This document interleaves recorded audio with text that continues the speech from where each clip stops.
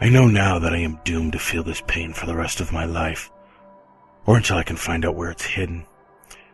You see, after discovering this secret, I have damned myself to this wheelchair. The doctors say they cannot find any plausible reason that I would be in this much pain, but I can barely move before this excruciating pain overwhelms my body, and I collapse back into my wheeled prison. If I can only find out where it's hidden. Let me rewind the picture for you and give you the full story.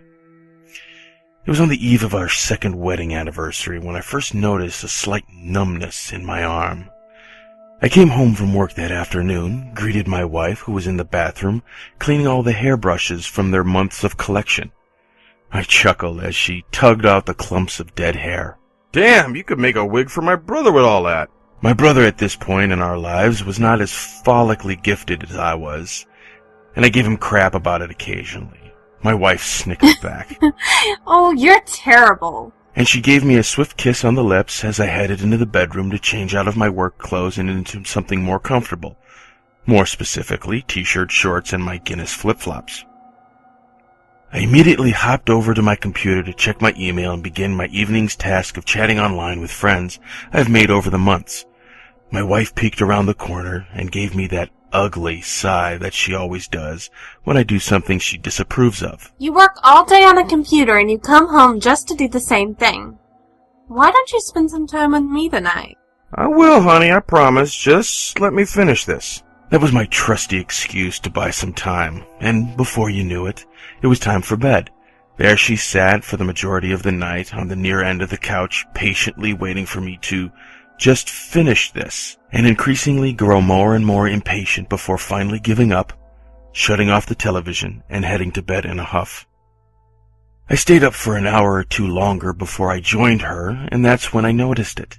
A numbness, a tingle in my left arm. I surveyed my skin for any blemish or cut that might be the source of the discomfort, but could not find any such mark. I stretched my arm out, twisting it back and forth until the pain subsided. Chalking it all up to growing older, I hopped into bed, embraced my wife, who wiggled closer to me, and fell asleep. I woke up at 3 a.m. with a searing pain shooting all along my left arm, and could not get comfortable anymore. What's wrong, hon? Apparently, I had tossed and turned so violently that I stirred my wife from her slumber. Nothing, honey. My arm just hurts a bit. I'll be fine. I lied my ass off. This was no normal twitch or muscle spasm. This hurt like hell. But I didn't need to bother my wife with that. She's got enough on her mind. Okay, but if you're gonna flop around like that anymore, I'm gonna go sleep on the couch. My wife rolled back over and cocooned herself back into the sheets. I sat up in bed and grabbed a pillow. Nah, I'll hit the couch. I'll just surf the net to get my mind off of it. Go back to sleep. I stood up, headed for the couch, threw my pillow upon the cushions, and trotted over to my computer. Shit! I forgot I turned it off earlier that evening. I didn't want to turn it back on and have that obnoxious startup chime annoy my wife.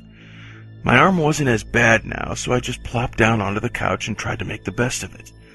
As soon as I lay down on the couch, the pain returned with the fury so tumultuous that I nearly screamed. What the? I clutched my left arm with my right hand, still trying to find a visible explanation for this soreness, and as quickly as it appeared, the pain was gone. I was now utterly confused. Was I having a heart attack? Was I having a stroke? Maybe I should call 911. Nah, this is just a really bad muscle spasm. I probably pinched a nerve somewhere. I'll just deal with it until The raging inferno of paralyzing agony returned. This time, not only was it inhabiting my left arm, but now it traveled all the way down my leg. I was really beginning to worry here. I tried to suck it up, but the pain almost acted like a garden hose. You can only pinch off the stream for so long before the pressure builds up and bursts through with more ferocity than before. I collapsed to the floor. I tried to move my fingers, but I felt as if my hand was pumped full of Novocaine. I attempted to wiggle my foot, but the sensation was as if it were perpetually suffering from the pins and needles of falling asleep. I looked around frantically for my phone. Thank God it was on my right side. I reached out for it and attempted to dial 911, but before I could complete, my right arm shook violently, then fell limp. The searing pain flowed like a raging river through both of my arms now, rendering them useless. Honey? I shouted, hoping my wife would come to my rescue. I attempted to crawl back to the bedroom, but I was only able to travel a few feet more before my right leg was stricken with the same affliction. Honey? I beckoned once more. I did my best to prop myself against the couch where I lay. I sat up and glared at the darkness of the open bedroom door for what seemed to be an eternity before I finally heard a mumbled, Yes? Honey, I need your help. I'm in a lot of pain here. I began to sob. The pain that I thought couldn't possibly worsen shot through my body like lightning. I thought I was going to die. I couldn't feel my fingers. I couldn't feel my toes. I couldn't move any of my appendages. Tears began to run down my face.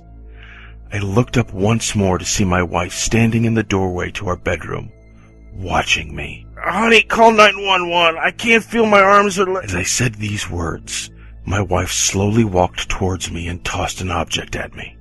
I didn't see what it was until it bounced with a grainy thud in my lap and slid onto the floor. I wanted to wipe away the tears, but my hands would not allow it, so I tried to focus as best as I could on this human-like figure that lay between my legs. Thankfully, my eyes did cooperate, and I began to piece together what it was that lay before me. Its eyes were lifeless black orbs, skin composed of rough burlap and moldy felt, and stitching of gnarled twine and wire. I peered closely into its face. It was me, or at least it was made to look like me. I looked up at my wife and she drew closer. I gazed back down at the doll and noticed dull blonde and gray hair sticking out of its head. The tangled mess upon its head resembled my own hairstyle. She collected my hair from the bathroom hairbrush earlier that day. What the hell is this? I barked at my wife, and then I saw the last details that made my heart sink. Jammed deep into each of its arms and legs was a long, ornate hairpin. My wife took the doll lovingly and cradled it. She then took out a needle bearing heavy red yarn. You see, honey, you're always on your computer, and you never spend time with me anymore. So, for our anniversary, I gave myself a present. You bitch! Let me go! Before I could finish, I was rendered silent as she quickly stitched the doll's mouth shut. She took my motionless, silent body to the hospital and let the doctors question why I was in this vegetative state. I could still see and hear, but no one could read my eyes. They released me into the care of my wife later that night and confined me to this cursed wheelchair. Now, all day and all night, I am forced to spend every waking moment with my barbaric wife. She cuddles next to me and tells me that she'll love me for the rest of her life. But if I could only find out where she hid that fucking doll, that day will come much sooner than she expects.